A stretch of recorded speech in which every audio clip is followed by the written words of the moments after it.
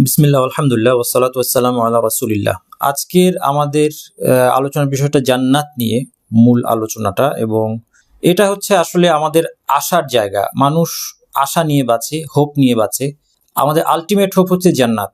এই জান্নাতকে যদি আমরা সুন্দরভাবে বুঝতে পারি তাহলে জীবনের সমস্ত পরীক্ষা হালকা হয়ে আসা সম্ভব। আমরা একটা অনন্ত জীবনের দিকে ছুটে চলেছি। সেই জীবনটা পাওয়াটাই আমাদের এই পার্থিব জীবনের একমাত্র স্বপ্ন হচ্ছে আমাদের জান্নাতে যাওয়া এবং জাহান্নাম থেকে বাঁচা। এই দুইটা জিনিস অনেক বড় টার্গেট। এই টার্গেটটা যদি আমরা বুঝতে পারি এবং জান্নাতের আশাকে আমরা যদি সবসময় অন্তর্মধ্যে জিয়ে রাখতে পারি তাহলে যে কোনো বিপদ আপদ আমাদের জন্য ইনশাআল্লাহ অতিক্রম করা সহজ হবে।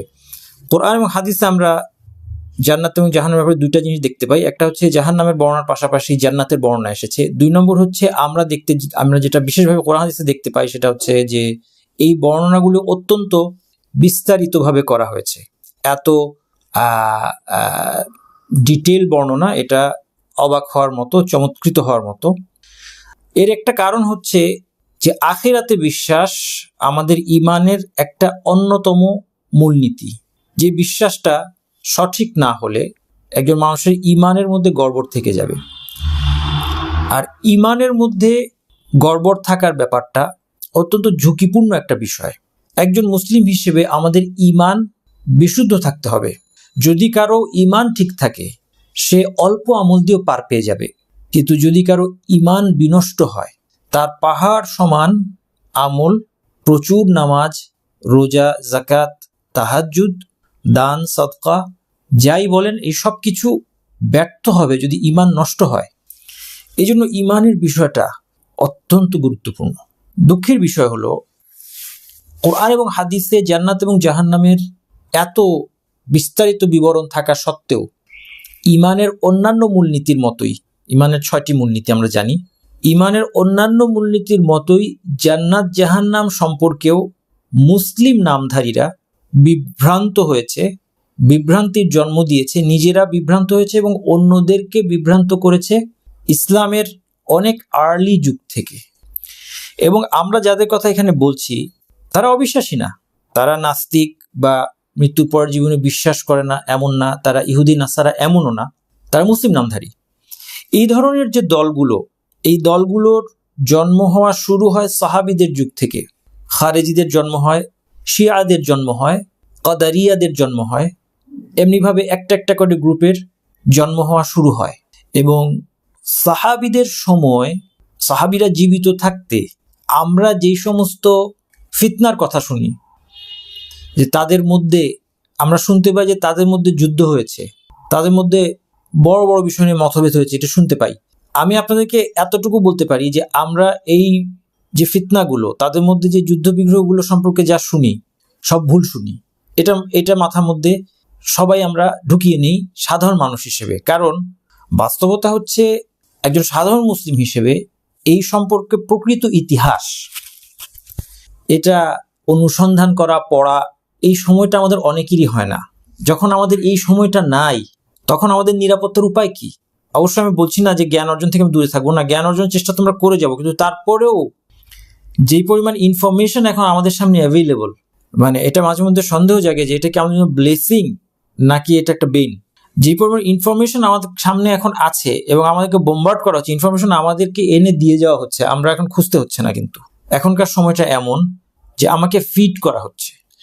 এর মধ্য থেকে এই ইতিহাস সম্পর্কে সঠিক তথ্যগুলো বের করে আনা অনেক চেষ্টার পরেও সম্ভব না হতে পারে। এই জন্য একটা মূলনীতি খেয়াল রাখতে হবে আমাদের। এই সাহাবীদের যুগের কথাটা যেহেতু আসলো, এই জন্য এর সাথে রিলেটেড আমি পয়েন্টটা বলিনি। আমি অনেক সময় মূল টপিক থেকে সরে যাই, কিন্তু ইনশাআল্লাহ যে কথাটা আপনাদেরকে বলি সেটা আমাদের সাধারণ মুসলিম হিসেবে জানা দরকার। আমরা এই অবস্থায় বাঁচার জন্য যেন সাহাবীদের এই সময় যে ঘটনাগুলো ঘটেছে সেটা নিয়ে আমরা কোনো ভুল কথা না বলে ফেলি, কোনো বিভ্রান্তি আমরা না ছড়াই। কারণ মুশকিল হচ্ছে আমরা কম জানতে পারি কিন্তু আমরা কম কথা বলতে পারি না। আমরা সবাই কম জেনেও বেশি কথা বলতে চাই, এবং কয়েকটা টপিক আছে যেই বিষয়ে সবাই নিজেকে কথা বলার যোগ্য মনে করেন। তার মধ্যে একটা হচ্ছে দিন, ধর্ম, পলিটিক্স এবং এখন ডাক্তারি। আমার মনে হয় ডাক্তারি নিয়েও এখন সবাই ঘরে ঘরে ডাক্তার, সবাই ঘরে ঘরে ওষুধ দিয়ে ফেলে। আচ্ছা, তাহলে আমরা যেন আমাদের দ্বারা যেন বিভ্রান্তি না ছড়ায়, কারণ আমরা একটা কথা শুনেই যেটা বলার জন্য ব্যস্ত হয়ে পড়ি, সোর্স নিশ্চিত না হয়েই ব্যস্ত হয়ে পড়ি। এই জন্য আমাদের একটা মূলনীতি খেয়াল রাখতে হবে যে সাহাবীদের সমালোচনা থেকে আমরা আমাদের জিহ্বাকে সংযত রাখবো, এটা আমাদের ইমানের একটা ইম্পর্টেন্ট পয়েন্ট। কারণ সাহাবীদের ব্যাপারে আল্লাহর কাছ থেকে সার্টিফিকেট এসেছে, আমার আপনার কাছ থেকে আসে নাই। সাহাবীদেরকে আল্লাহ সুবহানাহু ওয়া তাআলা সার্টিফিকেট দিয়ে দেওয়ার পর তাদেরকে গুনাহ হয় নাই, হয়েছে। তারা গুনাহ হওয়া সত্ত্বেও তাদেরকে আল্লাহ ক্ষমা করেছেন ইনশাআল্লাহ, এবং তারা সর্বশ্রেষ্ঠ প্রজন্ম, এবং তারা আমাদের জন্য মডেল। এই জন্য তাদের সমালোচনা থেকে আমাদের জিহ্বাকে আমরা বিরত রাখবো। এবং বিশ্বাস করেন, আমি যে প্রসঙ্গ থেকে এখানে আসলাম, যে সেই সময় যে যুদ্ধ বিগ্রহ কথা আমরা শুনি, এই বিভ্রান্ত দলগুলো এর জন্য দায়ী। এবং এ সম্পর্কে আমরা যে ইতিহাস শুনতে পাই, যে ইতিহাসটা আমাদের কাছে আসে, এটা ধরে নেন যে এর অনেক কিছুই ভুয়া, এর অনেক কিছুই সম্পূর্ণ ভুল, আনফাউন্ডেড, বেসলেস, মিথ্যা, বানোয়াট। বরং সাহাবীদেরকে খাটো করে কটাক্ষ করে যদি কোনো তথ্য পান, তাহলে ধরে নেন যে এটা একটা বিশেষ সম্প্রদায়ের কাছ থেকে এসেছে, কারণ তাদের গোটা বিশ্বব্যাপী তৎপরতা এবং তারা অনেক এই বিষয়ে অগ্রসর। যাই হোক, সাহাবীদের কাছে এই কেসগুলি তখন থেকে আসতো, এবং তাদের কাছে যখন এই বিভ্রান্ত মতবাদগুলো তাদের কাছে তুলে ধরা হতো, তারা একটা খুব চমৎকার কাজ করতেন। এই জিনিসটা বোঝা খুব জরুরি। আমি আজকে জান্নাতের কথা বলবো, কিন্তু জান্নাতের কথা বলার পাশাপাশি জান্নাত জাহান্নামের আকীদা সম্পর্কে আমার কিছু কথা আছে, এটা জরুরি কথা। আর এই কথাটা বলার ভূমিকায় একটা জিনিস আমি বলতে চাই, যে সাহাবীদের অ্যাপ্রোচ, এইটা আমাদের বোঝা খুব জরুরি দরকার। এটার জন্য আমি আপনাকে একটা হাদিস শোনাবো। যখন কাদারিয়াদের উদ্ভব হলো, কাদারিয়া কারা? যারা কাদরকে অস্বীকার করত, তাকদীরকে অস্বীকার করত। আমরা এতক্ষণ যে কথা বললাম, এক লাইনে এর সামারি হচ্ছে, জান্নাত এবং জাহান্নামের বিশ্বাসটা প্রতি ইমানটা আমাদের ইমানের একটা অন্যতম একটা মূলনীতি। তা সত্ত্বেও, এবং কোরআন এবং হাদিসে এই সম্পর্কে বিস্তারিত বিবরণ আসা সত্ত্বেও, অনেকগুলো দল, মুসলিম নামধারী অনেকে ইসলামের প্রথম যুগ থেকে এ ব্যাপারে বিভ্রান্ত হয়েছে এবং বিভ্রান্তি ছড়িয়েছে। তো তাদের প্রসঙ্গে কিছু কথা বলার ভূমিকায় আমি যেটা বলছিলাম, যে সেটা হলো যে সাহাবীরা, তাদের কাছে তারা জীবিত থাকতেই এই ধরনের সেক্টগুলো, সম্প্রদায়গুলো, বিভ্রান্ত দলগুলো, ফেরকা, আমরা এটাকে ফেরকাও বলি, এই ফেরকাগুলোর উদ্ভব শুরু হয়। সাহাবীরা কি করতেন? যেমন আমি বলছিলাম যে কাদারিয়া সম্প্রদায়ের যখন আবির্ভাব হলো, ইবনু ওমর রাদিয়াল্লাহু আনহু, আল্লাহ রাসূল সাল্লাল্লাহু আলাইহি ওয়াসাল্লাম সাহাবীদের মধ্যে অন্যতম এবং আলিম, তার কাছে এই বিষয়টা নিয়ে আসা হলো। ইয়াহইয়া বিন ইয়ামার তিনি বলছেন, কানা আউওয়ালা মান ক্বালা ফিল কদরি বিল বসরাতি মা'বাদ আল জুহানি, বসরায় প্রথম তাকদীর নিয়ে, ভাগ্যকে অস্বীকার করা, লজিক ব্যবহার করে, আকল ব্যবহার করে এই জিনিসটা যে শুরু করে, তার নাম হচ্ছে মা'বাদ আল জুহানি। তো যখন বসরা, এই বসরা হচ্ছে ইরাকের বসরা, তিনি বলছেন, ফান্তালাকতু আনা ওয়া হুমাইদ বিন আব্দুর রহমান আল হিময়ারি হাজাইন ওয়া মুতামিরাইন, আমি এবং হুমাইদ বিন আব্দুর রহমান, আমরা দুইজন হজ বা উমরা করার জন্য মক্কায় আসলাম। ফাকুলনা লাউ লাকিনা আহাদা মিন আসহাবি রাসূলিল্লাহি সাল্লাল্লাহু আলাইহি ওয়াসাল্লাম ফাসাআলনাহু আম্মা ইয়াকুল হাউলাই ফিল কদর, যদি আমরা একজন সাহাবীর দেখা পেতাম এবং কদর সম্পর্কে এই লোকগুলো যা বলছে সে ব্যাপারে যদি তাকে একটু প্রশ্ন করতে পারতাম। ফাউফিকা লানা আব্দুল্লাহ ইবনে উমর, আমাদের ভাগ্যে জুটে গেল, আমাদের তৌফিক হলো, আমরা আব্দুল্লাহ ইবনে উমরের সাক্ষাৎ পেলাম। দাখিলান আল মসজিদ, তিনি মসজিদে ঢুকছেন। ফাকতানাফতুহু আনা ওয়া সাহিবি আহাদুনা আন ইয়ামিনিহি ওয়াল আখারু আন শিমালি, আমি এবং আমার সঙ্গী, আমরা দুইজন দুই দিক থেকে তাকে ঘিরে ধরলাম, একজন ডান দিক থেকে, একজন বাম দিক থেকে। ফাযানানতু আন্না সাহিবি সায়াকিলুল কালামা ইলাইয়া ফাকুলতু আবা আব্দুর রহমান ইন্নাহু ক্বাদ যাহারা কিবালানা নাসুন ইয়াকরাউনা আল কুরআন। এখন ইয়াহইয়া বিন ইয়ামার উনি কথা বলার দায়িত্ব নিলেন, তিনি বললেন যে, হে আবু আব্দুর রহমান, ও ইবনে ওমর রাদিয়াল্লাহু আনহুর নাম, তার ছেলের নাম আব্দুর রহমান, সেই হিসেবে তাকে আব্দুর রহমানের বাবা বলছে, যে আমাদের এলাকায় একদল লোক, তাদের উদ্ভব হয়েছে, ইয়াকরাউনাল কুরআন, তারা কোরআন পড়ে, ওয়া ইয়াতাকাফফারুনাল ইলম, এবং জ্ঞান নিয়ে গবেষণা চালায়। তারা যারা গবেষণা করছে তারা তো আরবি টারবি জানতো। আজকের যুগেও এরকম দেখবেন যে কোরআন পড়ে আর জ্ঞান নিয়ে খুব গবেষণা চালায়, এরকম দিন সম্পর্কে কোনো ধারণা না নিয়ে, আরবি না জেনে তারা গবেষণা চালায়। তারা যদি গবেষণা চালায় তো তাও একটা কথা ছিল, কিন্তু তারা যদি শিখতো তাও একটা কথা ছিল, কিন্তু তারা কি করছে, সে তাদের গবেষণার উদ্দেশ্য হচ্ছে নতুন কিছু বের করা, নতুন কোনো একটা বিভ্রান্তির জন্ম দেওয়া, এমন কিছু একটা বলা যেটা আগে কোনোদিন কেউ বলে নাই কোরআন হাদিস সম্পর্কে। কোরআন হাদিস সম্পর্কে যদি আজকে নতুন কিছু কোনো কথা কেউ বলে যেটা আগে কেউ বলে নাই, তাহলে বুঝতে হবে যে সেটা বিভ্রান্তি। কারণ এত বছর ধরে কেউ আল্লাহ সুবহানাহু ওয়া তাআলা সবার থেকে এটা গোপন রেখে আজকে কারো কাছে এটা অবতীর্ণ করবেন এর কোনো সম্ভাবনা নাই। আচ্ছা, যাই হোক, তো তাদের সম্পর্কে বলছেন ওয়া যাকারা মিন শানিহিম ওয়া আন্নাহুম ইয়াজুমুনা আন লা কাদার। এই লোকগুলো যারা কোরআন পড়ছে এবং ইলম নিয়ে গবেষণা করছে তারা বলছে লা কাদার, ভাগ্য বলে কিছু নাই, ওয়া আন্নাল আমরা উনুফ, এবং সবকিছু কোনো পূর্ব নির্ধারণ ছাড়াই হয়ে থাকে, ঘটে থাকে, পূর্ব নির্ধারণ ছাড়াই সবকিছু ঘটে। তখন ইবনে ওমর কি বলছেন, ক্বালা ফাইযা লাকিতা উলাইকা ফাআখবিরহুম আন্নী বারিউম মিনহুম ওয়া আন্নাহুম বুরাআউ মিন্নী। তাদের সাথে দেখা হলে বলো যে তাদের সাথে আমার কোনো সম্পর্ক নেই। ওয়াল্লাযী ইয়াহলিফু বিহি আব্দুল্লাহ ইবনে ওমর, আব্দুল্লাহ ইবনে ওমর শপথ করছে, লাউ আন্না লিআহাদিহিম মিসলা উহুদিন যাহাবান ফাআনফাকাহু মা ক্বাবিলা আল্লাহু মিনহু হাত্তা ইউমিনা বিল কদর। আব্দুল্লাহ ইবনে ওমর শপথ করছে যে তাদের কারো যদি উহুদ পরিমাণ স্বর্ণ থাকে এবং আল্লাহর রাস্তায় সেটা ব্যয় করে দেয়, আল্লাহ তার কাছ থেকে এটা কবুল করবেন না যতক্ষণ না সে কদরে বিশ্বাস করে। এরপর তিনি কি করলেন, এরপর তিনি লম্বা একটা হাদিস শোনালেন। এই হাদিসটা আমি বলবো না, হাদিস আপনারা জানেন, এটা হচ্ছে হাদিসে জিবরিল। যে জিবরিল আলাইহিস সালাম, যে হাদিস আমরা দেখতে পাই, তিনি মানুষের বেশে এসে নবী সাল্লাল্লাহু আলাইহি ওয়াসাল্লামকে ঈমান, ইসলাম, ইহসান নিয়ে প্রশ্ন করলেন এবং ঈমানের মূলনীতি বর্ণনা করতে গিয়ে তখন নবী সাল্লাল্লাহু আলাইহি ওয়াসাল্লাম এর মধ্যে আন তুমিনা বিল কদরি খাইরিহি ওয়া শাররিহি উল্লেখ করেছেন যে তুমি কদরে বিশ্বাস করবে। আমি যে বিষয়ের দিকে আপনাদের দৃষ্টি আকর্ষণ করতে চাচ্ছি যে ঈমানের ব্যাপারে বিভ্রান্তি খুব ভয়ঙ্কর, আর এই ব্যাপারে মুক্তির পথ, একমাত্র পথ হচ্ছে সুন্নাহ। সুন্নাহ হচ্ছে, যেমন আলেমরা বলে থাকে, নূহের জাহাজের মতো, নূহ আলাইহিস সালামের জাহাজের মতো।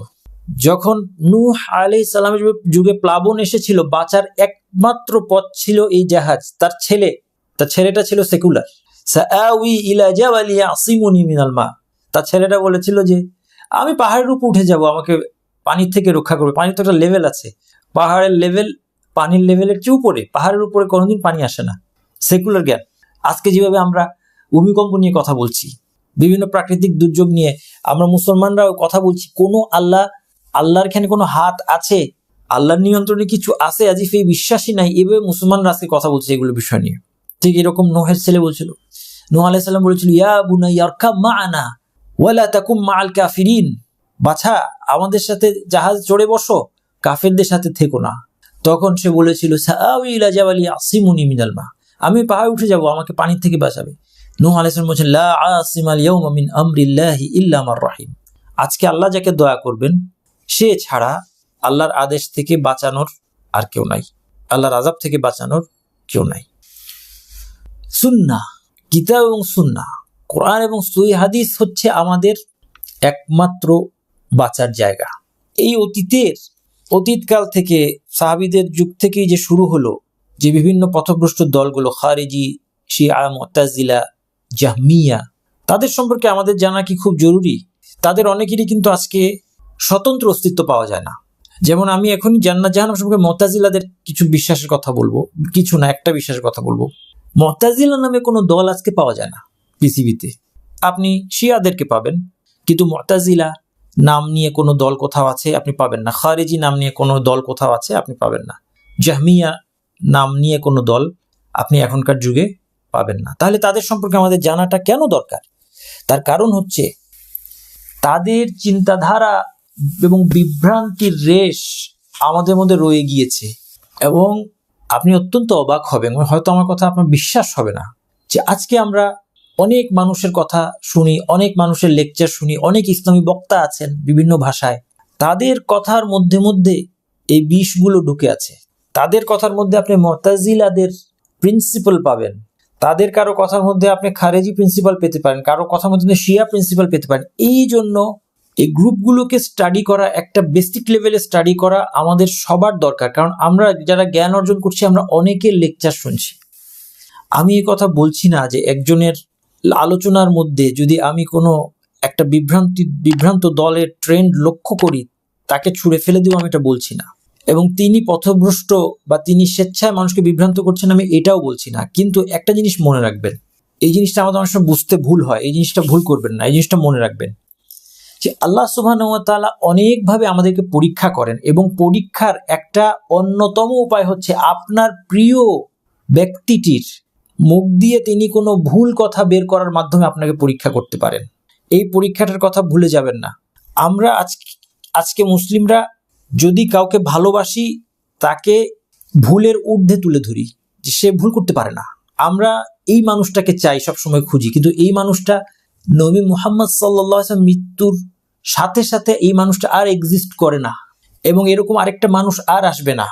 নবী মুহাম্মদ সাল্লাল্লাহু আলাইহি ওয়াসাল্লাম মৃত্যুর সাথে সাথে এই দরজাটা বন্ধ হয়ে গিয়েছে, এটা আমাদেরকে বুঝতে হবে। এবং আল্লাহ তাআলা আমার কাছে একজনের লেকচার পৌঁছাতে পারেন, তার দ্বারা আমার হিদায়াত হতে পারে, এবং সেই জন্য আমি তাকে ভালোবাসবো, কোনো অসুবিধা নাই। কিন্তু মনে রাখতে হবে, হয়তো আল্লাহ এই লোকটাকে দিয়ে আমাকে পরীক্ষা করবেন, যে তার মুখ দিয়ে কোনো একটা ভুল আল্লাহ বের করবেন, এবং তারপর আল্লাহ দেখবেন যে আমি আসলে তাকেই বেশি ভালোবাসি না আল্লাহ এবং আল্লাহর রাসূলকে বেশি ভালোবাসি। আমরা কিন্তু ওই হাদিসটা পড়েছি, লা ইউমিনু আহাদুকুম হাত্তা আকুনা হাব্বা ইলাইহি মিন ওয়ালিদিহি ওয়া ওয়ালাদিহি ওয়ান নাসি আজমাইন। তোমাদের কেউ ততক্ষণ ঈমানদার হবে না যতক্ষণ না আমি, তার পিতা, তার সন্তান এবং সমস্ত মানুষের চেয়ে তার কাছে প্রিয় না হই। নবী মুহাম্মদ সাল্লাল্লাহু আলাইহি ওয়াসাল্লামকে সবচেয়ে ভালোবাসার অর্থটা কি? এই জায়গায় হচ্ছে অর্থ। সুন্নাতের উপর থাকার জন্য সবাইকে ছেড়ে দিতে হবে, আর ছেড়ে দেওয়ার অর্থ এই না যে তার সবকিছু আমি বাতিল। ওইটাও আরেকটা এক্সট্রিম অবস্থান, যে একটা লোকের একটা ভুল ধরা পড়লে কোনো ভুল স্বীকার করতে না চাওয়া, এটা খুব বিপজ্জনক, এবং বিশেষ করে ঈমানের বিষয়ে, আকীদার বিষয়ে। তেমনি আরেকটা বিপজ্জনক বিষয় হচ্ছে ভুলটা পাওয়া মাত্র সে বাতিল, তার বিরুদ্ধে আমি অপপ্রচার শুরু করে দিলাম, তার আর কোনো কথাই ঠিক না, এটাও ভুল। কিন্তু আমাদেরকে জানতে হবে এরকম প্রচুর ভুল ছড়িয়ে আছে আজকে, এবং এগুলো আমি মেজর ভুলের কথা বলছি, আমি ছোটখাটো ফিকি মাসালা নিয়ে কথা বলছি না। যে নামাজে আপনি হাত কোথায় বাঁধবেন এটা নিয়ে উনি অমুক বলছে, উনি সিজদায় গিয়ে হাত আগে দিবেন না হাঁটু আগে দিবেন, এগুলি নিয়ে আমাদের সাধারণ মানুষের কোনো বিতর্কে জড়ানোরই দরকার নাই। আপনি যে আলেমকে আপনি নির্ভরযোগ্য মনে করেন তাকে ফলো। আমি বলছি ঈমান, যেটা একটু আগে বললাম, আমার ঈমান যদি নষ্ট হয়ে যায় আমার সব শেষ। এবং অতীতে বড় বড় পণ্ডিতদের ঈমানের মধ্যে ফাসাদ ঢুকেছে, ঈমানের মধ্যে ত্রুটি ঢুকেছে। বড় বড় পণ্ডিত, জামাখশারি, আমরা যে মুতাজিলাকে কথা বলছি, জামাখশারির নাম আপনারা শুনেছেন। জামাখশারির তাফসির খুব ফেমাস। জামাখশারি মুতাজিলা ছিলেন, এবং তিনি ওপেন মুতাজিলা ছিলেন, তিনি বলতেন সেটা। এবং তার মধ্যে আলেমরা কেউ কেউ বলেছেন যে তার যে তাফসির তিনি লিখেছেন মধ্যে চিমটা দিয়ে দিয়ে ইতিজাল বের করতে হয়, মুতাজিলা আকীদা চিমটা দিয়ে দিয়ে বের করতে হয় খুঁজে খুঁজে, কারণ তিনি খুব সুন্দরভাবে একে ঢুকিয়ে দিয়েছেন। আলেম, অনেক বড় আলেম, তার মতো ভাষাবিদ খুব কম জন্ম নিয়েছে, কিন্তু তারপরে কিভাবে বিভ্রান্ত। আপনারা বলবে যে নাসিল, আপনি বলতে চান যে এত মানুষ বিভ্রান্ত, তাদের মধ্যে অতীতে বড় বড় ভাষাবিদ কিংবা অন্যান্য পণ্ডিতরা আছেন, বর্তমান সময়ে আপনি বলছেন যে বিভিন্ন বক্তাদের কথার মধ্যে এই সমস্ত বিভ্রান্ত সেক্ট, তাদের যে প্রিন্সিপাল, তাদের আকীদা, এগুলো ঢুকে ঢুকে আছে। আপনি বলতে চান এত মানুষ বিভ্রান্ত, কোরআন এবং হাদিসে সবকিছু স্পষ্টভাবে থাকার পরেও এত মানুষ বিভ্রান্ত। হ্যাঁ, এটা সত্যি কথা। তার একটা কারণ আছে, যে কেন কোরআন এবং হাদিসে স্পষ্টত বলার সাথেও মানুষ বিভ্রান্ত হয়। আমি আপনাকে প্র্যাকটিক্যাল উদাহরণটা দেই আগে, তারপর আমি বলছি। মুতাজিলা সম্প্রদায়ের একটা আকীদা হচ্ছে জান্নাত এবং জাহান্নাম সৃষ্টি হয় নাই, এবং এই জন্য ইমাম আত-তাহাউই রহমতুল্লাহ আলাইহি হানাফি মাযহাবের একজন বড় আলেম, 321-এ তার মৃত্যু। এই সালগুলো আমরা সাধারণ মানুষ হলেও একটু মনে রাখার চেষ্টা করব, তার যুগটা আমরা বুঝতে পারবো। 321 হিজরি, অনেক প্রাচীন যুগের, অনেকটা। উনি ইমাম আত-তাবারি, তাফসির ইমাম আত-তাবারির সমসাময়িক। ইমাম আত-তাবারি 310-এ মৃত্যু, ইমাম আত-তাহাউই রহমতুল্লাহ আলাইহি 321-এ মৃত্যু। তিনি আকীদার উপর একটা টেক্সট লিখেছেন, যেটা আল আকিদাতুত তাহাউইয়া হিসেবে এটা পরিচিত। এই টেক্সটের মধ্যে উনি হানাফি মাযহাবের ছিলেন, একজন বড় আলেম ছিলেন, মুহাদ্দিস, ফাকিহ, যা বলতে পারেন, বিদগ্ধ। তিনি এই টেক্সটের মধ্যে ইমাম আবু হানিফা এবং তার দুই বিখ্যাত ছাত্র ইমাম আবু ইউসুফ মুহাম্মদ বিন হাসান আশ-শাইবানি রাহিমাহুমুল্লাহ, তাদের আকীদা তুলে ধরেছেন।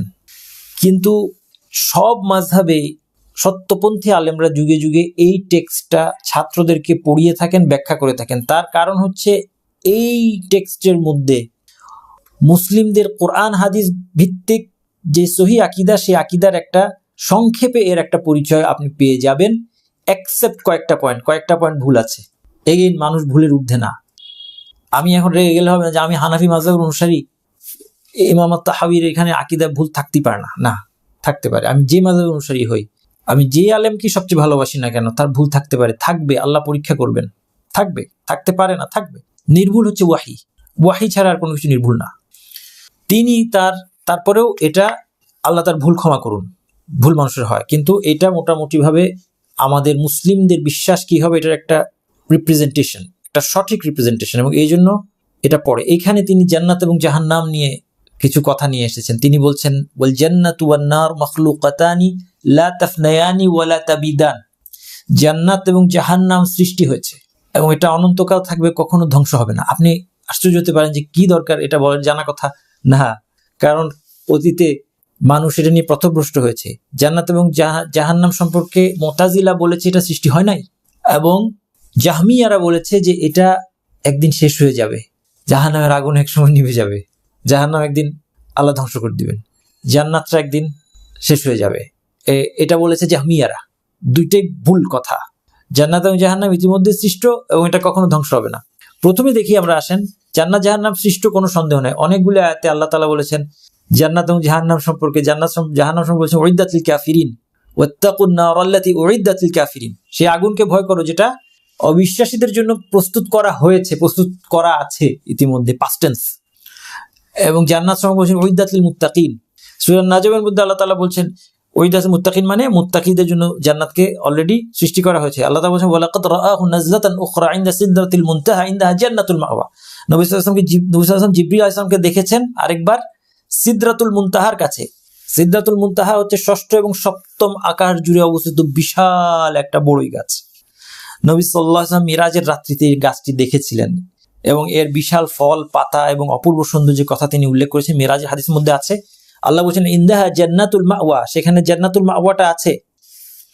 মাওয়া মানে জান্নাতুল মাওয়া মানে এটা জান্নাতের একটা নাম। মাওয়া মানে গন্তব্য, স্থায়ী ঠিকানা। জান্নাত যেহেতু মুমিনদের স্থায়ী ঠিকানা, এই জন্য একে জান্নাতুল মাওয়া বলা হয়েছে। নবী সাল্লাল্লাহু আলাইহি ওয়াসাল্লাম বলছেন সুম্মা ইনতালাকা বি জিবরিল হাত্তা নাতিয়া সিদরাতুল মুনতাহা, এই জিবরিল আমাকে নিয়ে আস্তে আস্তে সিদরাতুল মুনতাহার কাছে আসলেন। ফাগাশিয়াহা আলওয়ানুন লা আদরি মাহি, আমি সেখানে অনেক সুন্দর সুন্দর রং দেখলাম, আমি জানি না এগুলো কি। ক্বালা সুম্মা উদখিলতুল জান্নাহ, এরপর আমাকে জান্নাতে প্রবেশ করানো হলো।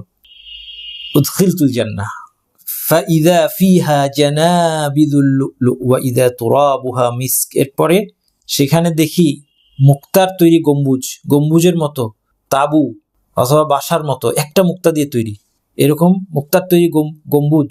ওয়া ইযা তুরাবুহা মিস্ক, এর মাটিটা হচ্ছে কস্তুরি, মেস্ক, ইংরেজিতে মাস্ক বলে। এটা কিন্তু খুব দামি পারফিউম, আপনারা জানেন, একদম বিশেষ ধরনের হরিণ, মাস্ক ডিয়ার বলে এটাকে। এই হরিণের একটা গ্রন্থি থেকে এটা তৈরি হয়, এটা পারফিউমের সাথে মিশায়। আর এটা যদি খাঁটি মেস্ক, আপনার 1 কেজির দাম 2.5-3 কোটি টাকা হবে। এটা হচ্ছে আপনার জান্নাতের মাটি। আল্লাহ রাসূল সাল্লাল্লাহু আলাইহি সাল্লাম বলছেন ইন্নামা নাসামাতুল মুসলিম তায়রুন, মুসলিমের আত্মা মৃত্যুর পর আল্লাহ পাখি বানিয়ে দেন অথবা পাখির দেহের মধ্যে ভরে দেন। আল্লাহু আকবার। ফি শাজারিল জান্নাহ তা'লুকু ফি শাজারিল জান্নাহ, জান্নাতের গাছগাছালিতে ঘুরে ঘুরে খায়। হাত্তা ইউরজিআ আল্লাহু আযজা ওয়া জাল্লা ইলা জাসাদিহি ইয়াউমাল কিয়ামাহ, কিয়ামতে আল্লাহ দেহের মধ্যে আত্মাকে আবার ফিরিয়ে দেওয়ার আগ পর্যন্ত থাকবে। আল্লাহু আকবার। জান্নাত সৃষ্ট এবং মুমিনরা ইতিমধ্যেই জান্নাতের মধ্যে যেতে পারছে মৃত্যুর পর। আপনি কয় বছর বাঁচবেন? 10, 15, 20, 25 ইমানকে আঁকড়ে পড়ে থাকেন, আপনি মৃত্যুর সাথে সাথে ইনশাআল্লাহ মুমিন হিসেবে আপনি জান্নাতের মধ্যে ঘুরে বেড়াবেন। কিন্তু এটা কমপ্লিট জান্নাতকে ভোগ করা হবে না, ডেফিনেটলি। এটা হচ্ছে বারজাখী জীবনে, কারণ বারজাখী জীবনে, কবরের জীবনের যে সুখ শান্তি, সেটা জান্নাতের সুখ শান্তির অংশ। কবরের জীবনের যে শাস্তি, সেটা জাহান্নামের শাস্তির অংশ। এবং এই দুইটা সৃষ্ট, এর একটা প্রমাণ হচ্ছে এই হাদিস। আর শহীদের আত্মাকে সবুজ পাখির মধ্যে ভরে দেওয়া হবে, সেটা একটা হাদিস আছে। সে জান্নাতে যেখানে বেশি খুশি ঘুরে বেড়াবে, তার ঘুরে বেড়ানোর পরিধিটা আরো অনেক বেশি। আর সাধারণ মুমিনও হয়তো অত উঠতে পারবে না, কিন্তু জান্নাতের গাছগাছালিতে সে ঘোরাঘুরি করতে পারবে। কি শান্তি! আলহামদুলিল্লাহ। কয়েকটা দিন ইমানকে আঁকড়ে পড়ে থাকতে হবে আমাদের। যালিকাল ফাউজুল আযীম, এটাই বিজয়, এটাই মুমিনের বিজয়। এটা অনেকে আমরা ভুল বুঝি। আল্লাহ সুবহানাহু ওয়া তাআলা এই জন্য সূরা বুরুজের মধ্যে আসহাবে উখদুদের গল্প যখন বললেন, ঘটনা যখন বললেন, যে যারা পরীক্ষা খনন করে সেখানে গর্ত করে এখানে আগুন জ্বালিয়ে পুরা মুমিনদের একটা সম্প্রদায়কে পুড়িয়ে মেরে ফেললো, কিন্তু তারা তাদেরকে ইমান থেকে সরাতে পারে নাই। এরপর আল্লাহ ঘোষণা দিয়ে দিন যালিকাল ফজলুল আযীম, এটাই হচ্ছে মহাবিজয়। বিজয় হচ্ছে ইমান থেকে আমার শত্রু আমাকে সরাতে পারে নাই, আমি ইমানের উপর মারা গেছি, এটাই বিজয়। লাম্মা খালাকাল্লাহুল জান্নাতা ক্বালা লিজিবরিল ইযহাব ফানজুর ইলাইহা, স্পষ্ট হাদিস। দেখেন এই যে এই হাদিসগুলো যখন আসছে আপনি দেখতে পাচ্ছেন আল্লাহ রাসূল সাল্লাল্লাহু আলাইহি সাল্লাম কোরআনে আল্লাহ এবং রাসূল হাদিসে রাসূল সাল্লাল্লাহু আলাইহি ওয়াসাল্লাম স্পষ্ট জানিয়ে দিয়েছেন যে সৃষ্ট। লাম্মা খালাকাল্লাহুল জান্নাহ, আল্লাহ জান্নাত সৃষ্টি করার পর জিবরিলকে বললেন ইযহাব ফানজুর ইলাইহা, গিয়ে দেখে আসো, জান্নাতটা দেখে আসো কেমন হচ্ছে। ফাযাহাবা ফানাযারা ইলাইহা সুম্মা জাআ ফাকাল আই রাব্বি ওয়া ইজ্জাতিকা লা ইয়াসমাউ বিহা আহাদুন ইল্লা দাখালাহা। জিবরিল হাসান দেখে এসে বললেন যে আপনার ইজ্জতের শপথ, জান্নাতের কথা যেই শুনবে সে জান্নাতে চলে যাবে। সুম্মা হাফফাহা বিল মাকারিহ, এরপর কষ্টকর বিষয় দিয়ে জান্নাতকে ঘিরে ফেলেন। তারপরে বললেন ইযহাব ফানজুর ইলাইহা, আরেকবার যাও, এবার দেখো। ফাযাহাবা ফানাযারা ইলাইহা সুম্মা জাআ ফাকালা আই রাব্বি ওয়া ইজ্জাতিকা লাকাদ খাশীতু আন লা ইয়াদখুলাহা আহাদ। যখন কষ্টকর জিনিস দিয়ে জান্নাতকে ঘিরে দিলেন, জিবরিল আলাইহিস সালাম গিয়ে দেখে এসে বললেন যে এখন তো আমার ভয় হচ্ছে যে কেউ যেতে পারবে না জান্নাতে। ফালাম্মা খালাকাল্লাহুন নার, এরপরে জাহান্নাম সৃষ্টি করার পর একইভাবে জিবরিলকে বললেন দেখে আসো। জিবরিল আলাইহিস সালাম বললেন যে কথা শুনবে আমার মনে হয় না সে জাহান্নামে কোন যাবে, এত ভয় সে পাবে, সে জাহান্নামে যাবে না। তারপরে যখন আল্লাহ সুবহানাহু ওয়া তাআলা শাহওয়াত দিয়ে ঘিরে দিলেন, আকর্ষণীয় কামনা বাসনা দিয়ে ঘিরে ফেললেন, এইবার দেখে আসো, তখন জিবরিল আলাইহিস সালাম বললেন আমার আশঙ্কা হয় যে সবাই গিয়ে জাহান্নামে ঝাঁপ দিয়ে পড়বে। তাহলে দেখা যাচ্ছে যে জান্নাত এবং জাহান্নাম সৃষ্ট। তারপরেও মুতাজিলারা কেন পথভ্রষ্ট হলো, এটার একটা বিষয় আছে, মূলনীতি, এটাও বুঝে নিই আমরা। আজকে শয়তানের অতীতকাল থেকে আজ পর্যন্ত শয়তানের একটা হচ্ছে যে শয়তান মানুষকে সরাসরি কোরআন এবং হাদিসের সাথে এক্সপোজ হওয়া থেকে বিভিন্নভাবে বাধা দিয়ে রাখে। আমি আমাদের বাংলাদেশি মুসলিম সমাজে বড় হওয়ার সময় প্রথমেই বাধাটা পাই, এবং আমি বুঝতাম না এই বাধাটা। প্রথম বাধাটা পাই হচ্ছে সিম্পলি কোরআন পড়ার ক্ষেত্রে। আপনাদের সন্তানরা তো এখন অনেক অ্যাডভান্সড, আমরা এদের বয়সে কি ছিলাম? আমরা কোরআন শুধু পড়বো, রিডিংটা পড়বো, প্র্যাকটিস করব, আমাদেরকে হুজুর একটু একটু করে পড়াচ্ছে, আমাদেরকে একা পড়তে দেওয়া হতো না, আমাদেরকে নিষেধ করতো মানুষ যে তুমি বাসায় তুমি হুজুরের সামনে ছাড়া কোরআন পড়বা না। দেখেন আপনি কিরকম শয়তানি কনসেপ্ট, হুজুরের সামনে ছাড়া তুমি কোরআন পড়বা না, কারণ ভুল হবে, তুমি গুনাহগার হবা, তুমি ধ্বংস হয়ে যাবা, কোরআন থেকে দূরে রাখা। সেই হুজুর এসে নির্দিষ্ট দিনে আমাকে দেখে দেখে পড়ায় এই যে খতম দিল, কোরআন খতম, শেষ, খতম মানে খতমই, আর কোরআনের সাথে কোনো সম্পর্ক নাই। আজকে এটা খুব গর্বের ব্যাপার অনেকে যে আমি 3 খতম 5 খতম দিয়েছি কোরআন। সাদা আপনাদের কথা বলছি না, কিন্তু সমাজের মধ্যে আপনি তাকিয়ে দেখেন, বাস খতম দিয়েছি, শেষ। এটা শয়তান একটা ঠিক। আচ্ছা, মুতাজিলা সম্প্রদায় কেন বলছে আপনি এখন একটু ভেবে দেখেন, একটু চিন্তা করেন যে আপনার সামনে আমি কোরআন এবং হাদিসের স্পষ্ট বক্তব্য দিলাম কয়েকটা, এবং আরো অনেক দিতে পারবো, সারাদিন এটার উপর বাস করতে পারবো, তাই না? আপনিও পারবেন। এখন আপনি আমাকে বলেন, এখন আপনি প্রশ্ন করবেন যে তারা কি এটা পড়ে নাই? জামাখশারি তফসিল লিখছে, সে কি এটা পড়ে নাই? কিভাবে সে তারপরে বলতেছে যে জান্নাত জাহান্নাম সৃষ্টি হয় না? তার কারণ হচ্ছে কোরআন হাদিস পড়ার আগে কেউ যদি তার মনের মধ্যে কোনো একটা প্রিন্সিপাল সেট করে নেয়, তখন সেই প্রিন্সিপালটা কোরআন হাদিসের কাছে আসার আগে যখন আপনি একটা প্রিন্সিপাল সেট করে নেবেন আপনার জন্য, এটা আপনার কোরআন এবং হাদিসের দিকে আসার পথে একটা ব্যারিয়ার হয়ে থাকবে আজীবন। আর কোনোদিন আপনি কোরআন হাদিসকে, আপনি একটা রঙিন চশমা পরে নিলেন, আপনি একটা সবুজ চশমা পরে নিলেন, আপনি সবকিছুকে সবুজ দেখবেন, লাল চশমা পরে নেন, সবকিছুকে আপনি লাল দেখবেন, কোরআন হাদিসকেও আপনি আপনার চশমার রং দিয়ে দেখবেন। এই অবস্থাটা ওদের হয়েছিল, কারণ ওদের একটা সমস্যা ছিল, এবং ওদের মূল সমস্যা এটা হচ্ছে ওরা আকল দিয়ে আল্লাহর উপর মাতব্বরি করে। কি মাতব্বরি? যে আল্লাহর কি করা উচিত আর উচিত না। দেখেন এইটা হচ্ছে, আপনি যদি দেখেন মুতাজিলাদের এই সম্প্রদায় যাদের কথা বলছে, সব গোজ ব্যাক টু এই একটা প্রবলেম, যে আল্লাহর এটা করা উচিত আর আল্লাহ এটা করা উচিত না, আল্লাহর জন্য এটা করা মানায়, এটা করা মানায় না। এবং কি দিয়ে আমি ডিসাইড করতেছি? আমার বুদ্ধি, আকল দিয়ে, যে আকলের কোনো অ্যাবসলিউট ভ্যালু নাই। নিউটনের যুগে নিউটন ফিজিক্সের সূত্র যখন দিল, প্রথম দ্বিতীয় তৃতীয় সূত্র, নিউটন এই যুগের অন্যতম শ্রেষ্ঠ বুদ্ধিমান ছিল। তাদের এই সূত্র আমরা স্কুলে কলেজে আমরা নিউটনের সূত্র পড়ে আসেছি, অঙ্ক করেছি। মহাবিশ্বকে বিজ্ঞানীরা একটা সময় পর্যন্ত ব্যাখ্যা করেছেন, মহাবিশ্বের গতিবিধি, এই থিওরি। আইনস্টাইন আসার পর সম্পূর্ণ এই থিওরি ডিফারেন্ট হয়ে গেল, এবং সেই আইনস্টাইনের থিওরি আপনি বুঝতে পারবেন, আপনি ইউনিভার্সিটিতে ফিজিক্সের ছাত্র না হলে ওটা বুঝাই সম্ভব না আমাদের পক্ষে, আমাদের মাথার উপর দিয়ে যাবে। তাহলে কি নিউটনের আকল কোনো কম ছিল না? কিন্তু জাগতিক বিষয়ে সে তার আকল দিয়ে বুঝতে ভুল করেছে। কোনোদিন দেখা যাবে হয়তো আইনস্টাইনও অনেক কিছু বুঝতে ভুল করেছে। আকলের স্ট্যান্ডার্ড কি, আল্লাহর কি করা উচিত আর উচিত না, এই মাতব্বরিটার থেকে তাদের সমস্ত বিভ্রান্তি। এবং তারা বলছে যে জান্নাত জাহান্নাম আল্লাহ কেন সৃষ্টি করবেন, এতদিন ধরে কবে মানুষ জান্নাত জাহান্নামে যাবে, এতদিন ধরে এটা খালি পড়ে থাকবে। দেখেন তাদের কিভাবে তার বিভ্রান্ত, এটা তো হতে পারে না। তারা বলছে এটা তো হতে পারে না, এতদিন ধরে খালি পড়ে থাকবে কেন, কি ফায়দা। এই জন্য তারা কোরআনে স্পষ্ট হাদিসকে অস্বীকার করছে। জাহমিয়ারা বলল যে জান্নাত জাহান্নাম একদিন শেষ হয়ে যাবে।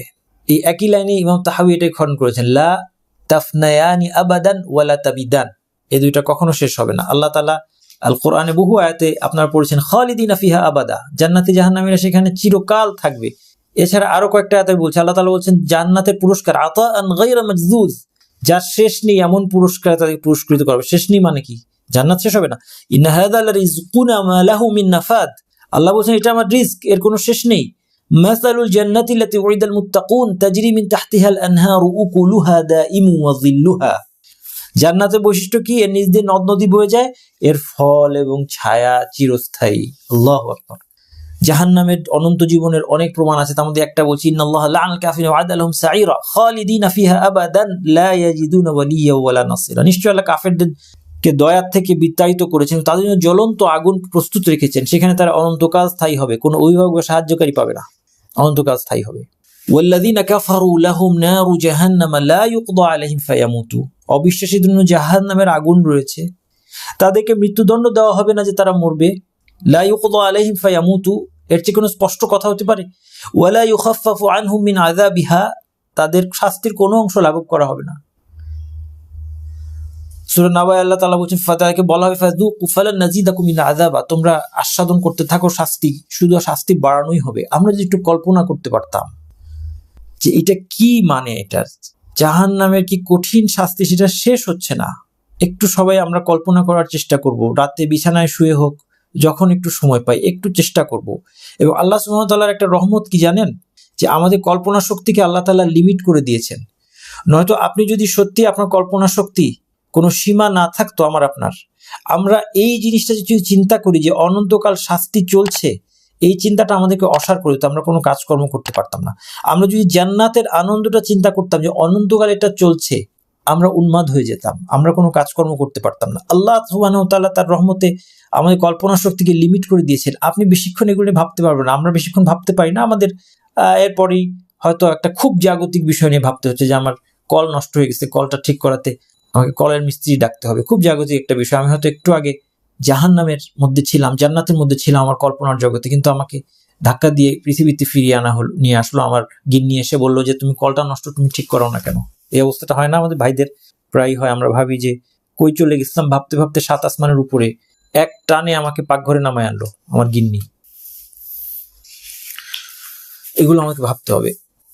তারপর এই হাদিসটা না বললেই নয়, আল্লাহ রাসূল সাল্লাল্লাহু আলাইহি ওয়াসাল্লাম বললেন ইউতা বিল মাউতি কাহাইয়াতি কাবশিন। আমরা কি নিয়ে কথা বলছি, জান্নাত জাহান্নাম অনন্ত, শেষ হবে না।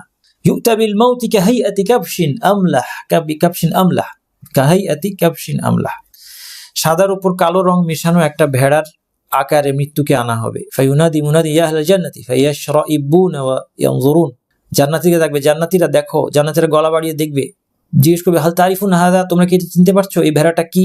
তারা বলবে যে নাম হাযাল মাউত, এটা মৃত্যু। ওয়া কুল্লুহুম ক্বাদ রাআহু সুম্মা ইউনাদি ইয়া আহলান নার, জাহান্নামীরা দেখো, তারা গলা বাড়িয়ে দেখবে হাল তারিফুন হাযা, এটাকে চিনতে পারছো? ফায়াকুলু নাম হাযাল মাউত, এটা মৃত্যু। সবাই যখন দেখলো কুল্লুহুম ক্বাদ রাআহু ফায়ুযবাহু, এই বাড়িটাকে জবাই করে দেওয়া হবে। সুম্মা ইয়াকুলু ইয়া আহলাল জান্নাতি খুলুদুন ফালা মাউত, মৃত্যুকে জবাই করে দেওয়া হয়েছে, হে জান্নাতীরা অনন্ত জীবন, আর কোনো মৃত্যু নেই। ওয়া ইয়া আহলান নারি খুলুদুন ফালা মাউত, হে জাহান্নামীরা অনন্ত জীবন, আর কোনো মৃত্যু নাই। ইউনাদি মুনাদিন, জান্নাতীদের জন্য একজন ঘোষণাকারী বলবে ইন্না লাকুম আন তাসিহু ফালা তাসকামু আবাদা, তোমরা সুস্থ থাকবে, কখনো অসুস্থ হবে না। ওয়া ইন্না লাকুম আন তাহইয়াউ ফালা তামুতু আবাদা, তোমরা চিরজীবন লাভ করবে, কখনোই মৃত্যুবরণ করবে না। ওয়া ইন্না লাকুম আন তাহিব্বু ফালা তাহরামু আবাদা, তোমরা চিরযৌবন লাভ করে বুড়ো হয়ে যাবে না। ওয়া ইন্না লাকুম আন তানআমু ফালা তাবতাইসু আবাদা, তোমরা চির সুখী হবে, আর কখনো কোনো কষ্টের টেস্ট তোমাদেরকে নিতে হবে না। তাহলে জাহমিয়াদের আকীদা ভুল। মুতাজিলা এবং জাহমিয়াদের কিছু প্রিন্সিপাল আমি আপনার ক্লাস নোটের মধ্যে দিয়ে দিব, ওখান থেকে পড়ে অবশ্যই এগুলো মুখস্থ করবেন, খুব সংক্ষেপ করে দিয়ে দিব ইনশাআল্লাহ, মুখস্থ করে দিবেন, পরীক্ষা নিব। তৃতীয় আরেকটা বিভ্রান্তি হচ্ছে জান্নাত এবং জাহান্নামকে শুধুই আত্মিক মনে করা। আল্লাহ সুবহানাহু ওয়া তাআলা জান্নাত এবং জাহান্নামের যে ফিজিক্যাল ডেসক্রিপশনগুলো দিয়েছেন, সেখানে ফিজিক্যাল সুখ শান্তি বা জান্নাত জাহান্নামের ফিজিক্যাল কষ্ট, এটাকে অনেকে অস্বীকার করে, বলে যে শুধু এটা, এগুলি জান্নাত, এগুলি আত্মিক, আর এটা উপমা, বলে যে এটা মেটাফোর, উপমা। অর্থাৎ যেটা আল্লাহ বললেন যে এটা আছে, এই নিয়ামতটা আছে, এটা নাই, তারা বলতে চাচ্ছে যে এটা শুধু। অথবা কেউ কেউ বলে যে আল্লাহ সুবহানাহু ওয়া তাআলা শুধু ভয় দেখানোর জন্য এগুলো বলছে আর মানুষকে আশা দেওয়ার জন্য। কত বড় মিথ্যা কথা আল্লাহ সম্পর্কে, যে আল্লাহ কি বলতে চাচ্ছে, নাউযুবিল্লাহ, সে বলতে চাচ্ছে আল্লাহ মুলা ঝুলিয়েছে আমাদের। আল্লাহ তো কোনো দরকার নেই আমাদের আনুগত্যের, কোনো দরকার নেই, মুলা ঝুলানোর কোনো দরকার আল্লাহ নাই। আপনি কি ভাবছেন যে আল্লাহ আপনাকে সৃষ্টি করেছেন, সে আল্লাহ এই জান্নাত আর জাহান্নাম সৃষ্টি করার জন্য কঠিন?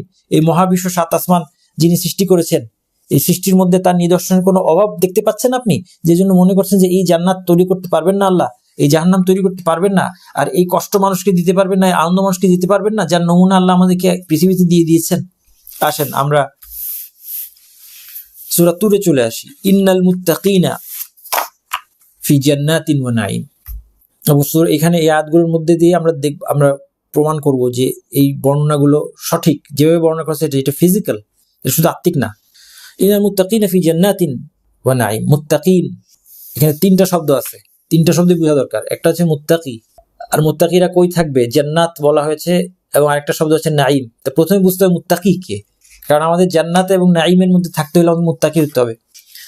মুত্তাকির হচ্ছে যার তাকওয়া আছে। অনেক সুন্দর সুন্দর সংজ্ঞা দিয়েছেন ইবনু রজব, তার সংজ্ঞাটা হচ্ছে জেনারেল সংজ্ঞা। তিনি বলছেন যে আসলু তাকওয়া ইয়াজআল আল আবদু বাইনাহু ওয়া বাইনা মা ইয়াখাফুহু ওয়া ইয়াহযারু ওয়াকায়াতান তাকিহি মিনহু। তাকওয়ার মূল হচ্ছে কেউ যেটা ভয় পায় সেটার মাঝখানে একটা ব্যারিয়ার দিবে, এটা দিয়ে সে ওই ভয়ের জিনিসটা থেকে সে বাঁচার জন্য ব্যারিয়ারটা দিবে। এটা হচ্ছে তাকওয়ার মূল অর্থ। ফাতাকওয়াল আবদু লিরাব্বিহি। এখন তিনি বলছেন যে বান্দা আল্লাহর ক্ষেত্রে তাকওয়ার অর্থ কি, আইয়াজআলা বাইনাহু ওয়া বাইনা মা ইয়াখশাহু মিন রাব্বিহি মিন গাদাবিহি ওয়া সাখাতিহি ওয়া ইকাবিহি ওয়াকায়াতান তাকিহি মিন যালিক। আল্লাহকে ভয় করার অর্থ হচ্ছে আল্লাহর কাছ থেকে আমাদের যেটার ভয়, এর মাঝখানে একটা ব্যারিয়ার দেওয়া। আল্লাহর কাছ থেকে আবার কিসের ভয়? আল্লাহ তো কাউকে জুলুম করবেন না, কিন্তু আমার অন্যায়ের কারণে আল্লাহ আমার উপর রাগ করবেন, গদব, আল্লাহর রাগ, সাখাত, ইকাব, শাস্তি। এই শাস্তি এবং ক্রোধ, আল্লাহর শাস্তি এবং ক্রোধ থেকে আমার বাঁচতে হবে। সেই ব্যারিয়ারটা কি বলে দিচ্ছেন, ফি'লু তাআতিহি ওয়া ইজতিনাবু মাআসি। কোনো শর্টকাট ব্যারিয়ার কিছু নাই, আল্লাহর আনুগত্য করা এবং তার অবাধ্যতা থেকে বেঁচে থাকা। হাসান আল বসরি বলছেন আল মুত্তাকুন ইত্তাকাউ মা হারামাল্লাহু আলাইহিম ওয়া আদ্দু মা ইফতারাদাল্লাহু আলাইহিম। তিনি এই কথাটা সহজ করে বলছেন যে মুত্তাকি কারা, যা কিছু আল্লাহ নিষেধ করেছেন এগুলো থেকে বেঁচে থাকে, আল্লাহ যা ফরজ করেছেন তা আদায় করে।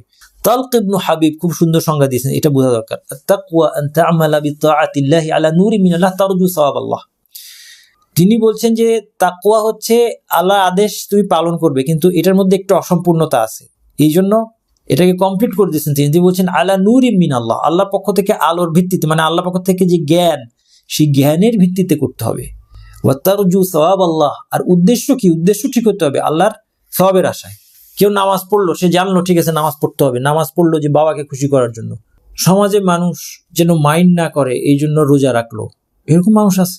তালক ইবনে হাবিবের এই সংজ্ঞার মধ্যে এইগুলো বাদ হয়ে যাচ্ছে, এগুলো তাকওয়া নয়। জেনে করতে হবে, জ্ঞানের ভিত্তিতে, এবং আল্লাহর সওয়াবের আশায় করতে হবে, এবং সেটা আল্লাহ আনুগত্য হতে হবে। আনতাতুরকা মাসিয়াতাল্লাহি আলা নূরি মিনাল্লাহি তাখাফু ইকাবাল্লাহ, এবং আল্লাহর অবাধ্যতাকে তুমি ছেড়ে দিবে, এটাও আলা নূরি মিনাল্লাহ, জেনে জানতে হবে। তাখাফু ইকাবাল্লাহ, আল্লাহর শাস্তির ভয়। এই জন্য আমাদেরকে জানতে হবে গুনাহগুলো কি, আমাদেরকে জানতে হবে আমাদের দায়িত্বগুলো কি। আমরা জানিই না অনেকে, আমাদের গুনাহ জানতে হবে। কিতাবুল কাবাইরের মতো বইগুলো পড়তে হবে, নওয়াকিদুল ঈমান, ইসলাম, এই বইগুলো আমাদেরকে জানতে হবে, পড়তে হবে এই বিষয়গুলো, যে ইসলাম ভঙ্গকারী, ঈমান ভঙ্গকারী বিষয় কি, কবিরা গুনাহগুলো কি। ইমাম যাহাবির যে বইটা, মাশহুর বিন হাসানের বিশেষ করে যেটা করা, না জানলে আমরা বুঝবই না আমরা কিসের মধ্যে আছি। বিশ্বাস করেন আমরা অনেক কিছু জানি না। কথা সংক্ষেপ করলাম। তাকওয়ার আরো অনেকগুলো সংজ্ঞা আছে। এই মুত্তাকি হলে সে জান্নাতে যাবে। জান্নাত কি? জান্নাত হচ্ছে সেই ওয়ান্ডারল্যান্ড, আল্লাহর অনুগত বান্দাদের জন্য আল্লাহ সুবহানাহু ওয়া তাআলা এই জান্নাতকে প্রস্তুত করেছেন এবং সাজিয়েছেন। পৃথিবীতে জান্নাত বলতে যেটা বোঝায় সেটা হচ্ছে গাছপালা ঘেরা জায়গা, বাগান, আমরা সহজে বলতে পারি। মানুষের কনসেপ্টে যদি সুন্দর জায়গার কনসেপ্ট কাউকে বলতে বলা হয়, পৃথিবীর সবচেয়ে সুন্দর জায়গাগুলোর কথা কল্পনা করেন, সেখানে গাছ আছে আর পানি আছে। জান্নাতও এর ব্যতিক্রম নয়, যদিও কোনো তুলনাই হয় না। জান্নাতের গাছ আর জান্নাতের পানি আর জান্নাতের ঝর্ণা আর জান্নাতের কলকাকলি, এর সাথে পৃথিবীর কোনো তুলনাই হয় না। কিন্তু একটা মিল রেখে নাম দেওয়া হয়েছে, তাহলে মানুষ সেটার প্রতি একটা প্রবল একটা আকর্ষণ অনুভব করবে, আমাকে সে জান্নাতে যেতে হবে। আর কল্পনাটা বড় করবেন এই সময়। আপনি এখন ঢাকা শহরের যে বাগান, ঢাকা শহরের পার্ক, ওটাকে কল্পনা করেন না যখন আপনি জান্নাত কল্পনা করবেন। তাহলে এই গাছপালার কারণে একে জান্নাত নামকরণ করা হয়েছে, যে সেখানে গাছপালা আছে, সেখানে ঝর্ণা আছে। আলেমরা এই জান্নাত নামকরণ আরেকটা কারণ বলেছেন, এটা হচ্ছে যে আরবিতে জিম এবং তারপরে 2টা নুন, যেই রুট লেটার থেকে জান্নাত শব্দটা এসেছে, এই 3টা লেটার থাকলে গোপনীয়তা বোঝায়। এই জন্য জিনকে, অর্থাৎ যেটা মানুষের চোখের আড়ালে, এটাকে বোঝায়। জিনকে জিন বলা হয় এই কারণে, কারণ জিন জাতিকে আমরা দেখি না। মায়ের পেটে বাচ্চার যেই ভ্রূণটা থাকে, এমব্রায়োটা থাকে, এটাকে বলেন তো আরবিতে কি বলে? এটার নাম হচ্ছে আরবিতে জানিন, জিম নুন নুন দিয়ে, কারণ ওটা দেখা যায় না। তো এই জন্য আলেমরা বলেছেন যে জান্নাত নামটা এই কারণে এর নামকরণ জান্নাত করা হয়েছে। কারণ কি? এখানে আবার 2টা ব্যাখ্যা আছে। কেউ বলেছেন কারণ এটা গাছপালা দিয়ে এমন ভাবে ঢাকা যে উপর থেকে কেউ দেখলে নিচে কি আছে কেউ দেখতে পারবে না। আল্লাহু আকবার।